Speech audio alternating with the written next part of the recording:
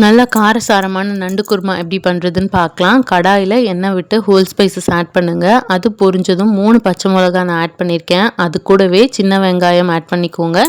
இது completely optional தான். சின்ன வெங்காயம் டேஸ்ட் நல்லா என்ஹான்ஸ் பண்ணி கொடுக்கும். வேணும்னா நீங்கள் பெரிய வெங்காயமும் ஆட் பண்ணிக்கலாம். 1 ஸ்பூன் கல்லுப்பு போட்டு வதக்கி விட்டுருங்க. 1 ஸ்பூன் இஞ்சி பூண்டு பேஸ்ட்டு, 2 தக்காளியை கட் பண்ணி சேர்த்துக்கோங்க.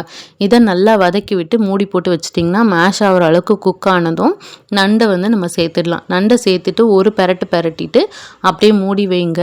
நம்ம இதில் எக்ஸ்ட்ராவாக மிளகாத்தூள் கரம் மசாலான்னு எதுவுமே சேர்க்க போகிறது இல்லை. அதனால் மஞ்சள் தூள் மட்டும் கொஞ்சம் எக்ஸ்ட்ராவாக சேர்த்துக்கலாம்.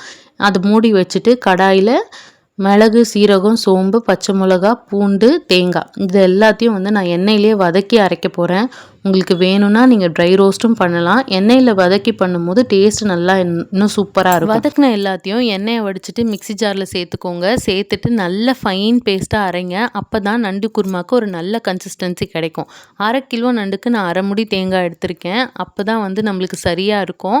இந்த தேங்காய் பேஸ்ட்டை நண்டில் ஊற்றி ஒரு பெரட்டி வேணுங்கிற தண்ணியை ஆட் பண்ணி உப்பு பத்தலைன்னா ஆட் பண்ணிக்கோங்க. மூடி போட்டு 10 நிமிஷம் வேக வச்சிங்கன்னா சூப்பராக நண்டு குருமா ரெடி ஆகிடும். இறக்கும் போது கொத்தமல்லி கருவேப்பிலை தூவி இறக்குங்க. செம்மையாக இருக்கும். கண்டிப்பாக ட்ரை பண்ணிவிட்டு எப்படி வந்ததுன்றதையும் கமெண்ட்டில் சொல்லுங்கள். இதே மாதிரி இன்னொரு வீடியோவில் பார்க்கலாம். until then bye from Race Cook Book. Bye. அத நினைச்சுத்தான் மனோபோலகம் முழுவதும் பறக்குது.